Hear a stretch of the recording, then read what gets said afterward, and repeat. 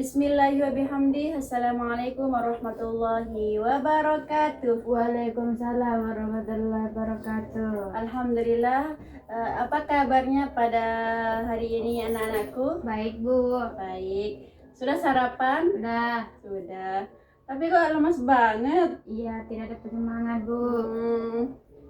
Baiklah, untuk meningkatkan semangatnya pada hari ini, mari kita sama-sama melakukan tepuk semangat. Iya Bu. Mau nggak? Mau. Mau. Bisa? Bisa. Bisa. Baiklah, kita mulai ya. Yo. Tepuk semangat. Semangat. Semangat. Yeay. Baiklah, sebelum kita mulai pembelajaran, Ibu mau absen dulu. Siapa yang nggak masuk? Banyak Ibu. Zahratul Aini. Hadir. Teman-temannya juga Mereka nggak mau masuk Ibu. nggak mau masuk. Iya. Baiklah, nanti sampaikan kepada teman-temannya ya, suruh mereka masuk rajin-rajin. Bu. Baiklah, kita langsung saja ya memulai pembelajaran pada hari ini. Sekarang kita akan belajar tentang pengertian azan dan iqomah. Sebelumnya kalian tahu nggak apa itu azan? Tidak tahu. Pernah nggak dengar azan? Pernah. Pernah dengar iqomah juga? Pernah Ibu. Pernah. Bisa azan dan iqomah? Bisa tapi Bisa Ibu. tahu kan lapasnya? Nah, coba Zohra, apa yang Zohra ketahui tentang azan? azan itu untuk memanggil umat Islam untuk mengerjakan sholat. Ya, bisa ya. Bisa Bu. Itu bagus Zohra, tepuk tangan buat Zohra. Pintar. Ya, jadi Zohra, menurut bahasa, kata azan itu berasal dari bahasa Arab, yaitu azana yu'adzinu ta'zinan, yang artinya memberitahu, mengumumkan, menyerukan. Itu menurut bahasa. Kemudian menurut istilah, azan merupakan seruan atau panggilan dengan lapas-lapas tertentu yang dikumandangkan untuk memberitahukan kepada seorang itu kalau waktu sholat sudah masuk. Jadi kalau waktu sholat itu udah ada, tandanya orang azan. Azan itu mempunyai lapas-lapas tertentu. Zohra tahu nggak? Tahu yang pertama. Allahu Akbar. Allahu Akbar. Yang kedua, Asyhadu an la ilaha illallah. Kemudian Asyhadu anna Muhammadar Rasulullah. Kemudian hayya 'alas shalah, hayya 'alal falah. Kemudian Qad qamatis shalah. masa itu kan azan. Tidak tahu Ibu. Hayya 'alas shalah, hayya 'alal falah. Allahu Akbar, Allahu Akbar, la ilaha illallah. Itu merupakan lapas-lapas azan. Kemudian yang kedua itu iqomah. Menurut bahasa, iqomah berarti menegakkan atau mendirikan. Itu menurut istilah. Ingat nggak? Ya, menegakkan. Itu menurut bahasa. Ya. Iqamah menurut bahasa adalah menegakkan atau mendirikan. Kemudian menurut istilah Zohra, iqamah adalah seruan dengan lapas-lapas tertentu yang dikumandangkan setelah azan sebagai tanda bahwa sholat berjamaah akan segera dimulaikan. Ingat nggak? Ingat. Ya, kalau iqamah itu menandakan bahwasanya sholat berjamaah itu akan segera dimulaikan. Kalau azan itu menandakan bahwa waktu sholat itu telah tiba. Itu merupakan perbedaan dari azan dan iqamah. Ingat, kalau azan itu menandakan waktu sholat sudah tiba. Kalau iqamah menandakan bahwa sholat berjamaah akan segera dilaksanakan atau dimulaikan. Paham Zohra? Paham, Bu. Alhamdulillah. Zohra tahu nggak awal dari disyariatkannya azan? Disyariatkan. Nggak tahu, Ibu. Tahu nggak kisahnya? Bagaimana sih azan ini awalnya mulai disyariatkan? Tidak tahu, Ibu. Tidak tahu. Iya. Jadi Zohra, dulu awal-awal Islam, sebelum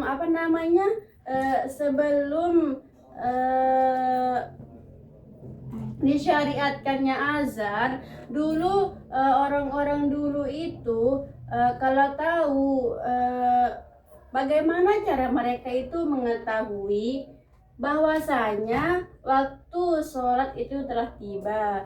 Jadi Zohra, dulu orang itu mereka itu kalau sudah mendengar lonceng atau atau mendengar tiupan trompet, berarti waktu sholat itu telah tiba. Bagaimana caranya dia tahu? Dia mendengar suara lonceng atau tiupan trompet. Gitu dulu. Tuh.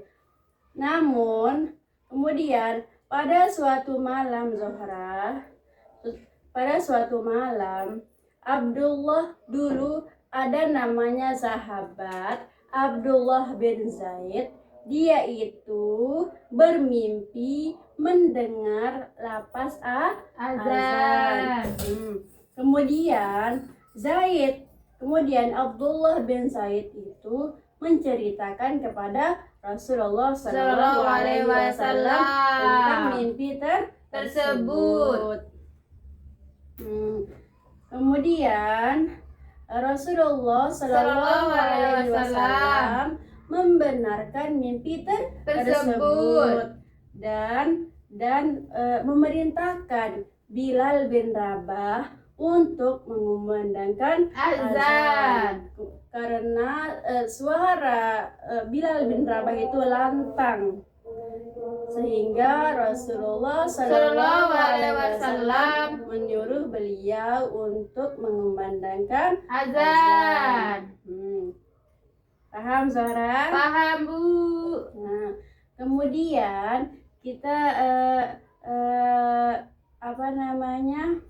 kita berlanjut kepada adab ketika mendengar azan.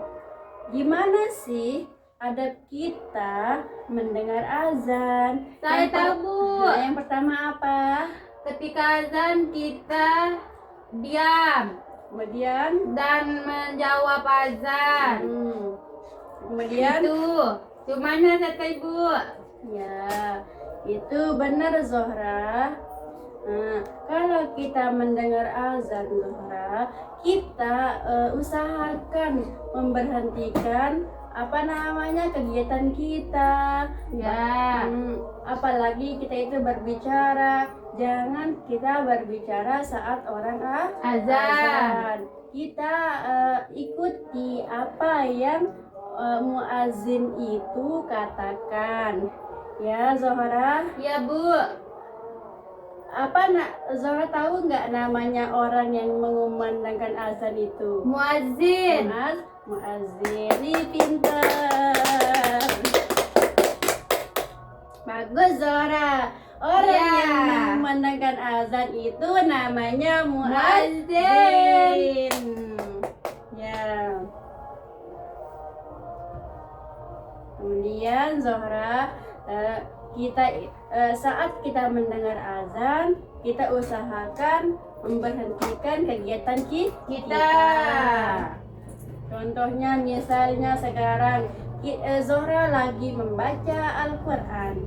Nah, lebih baik Zohra itu berhenti dulu membaca Al-Quran, kemudian menjawab azannya muazzin.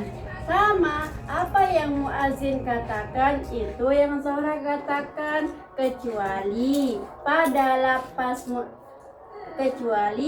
lapas hayya 'alas shalah, hayya 'alal falah.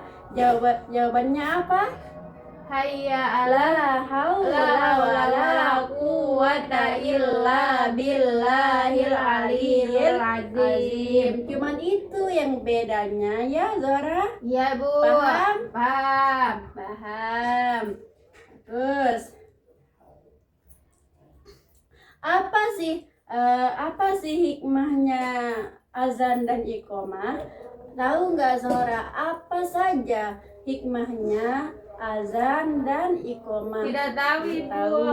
Yang pertama Zohra, dengan azan manusia itu mengingat kepada Allah Subhanahu wa Ta'ala. Yang kedua, membiasakan hidup disiplin terhadap waktu.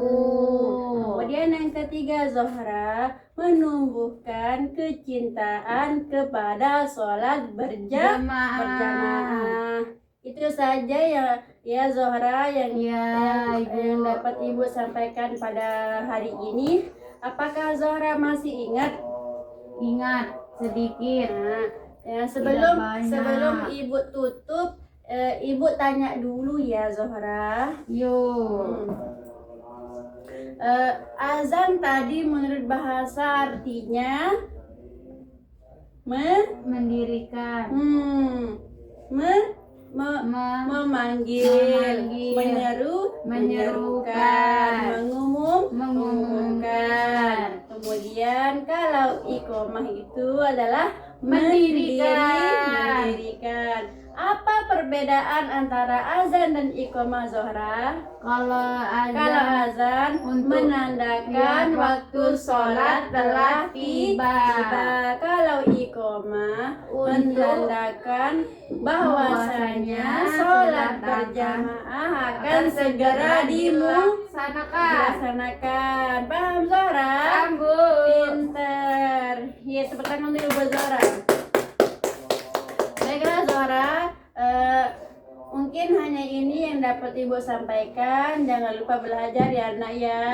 Ibu. Jangan terlalu banyak main HP. Nanti kalau pulang pelajarannya itu diulang, dibaca ya. Ya Bu. Ya, semoga Zohra mendapat ilmu yang barokah, Amin, Bu. bermanfaat bagi keluarga, lebih-lebih bagi nusa dan bangsa.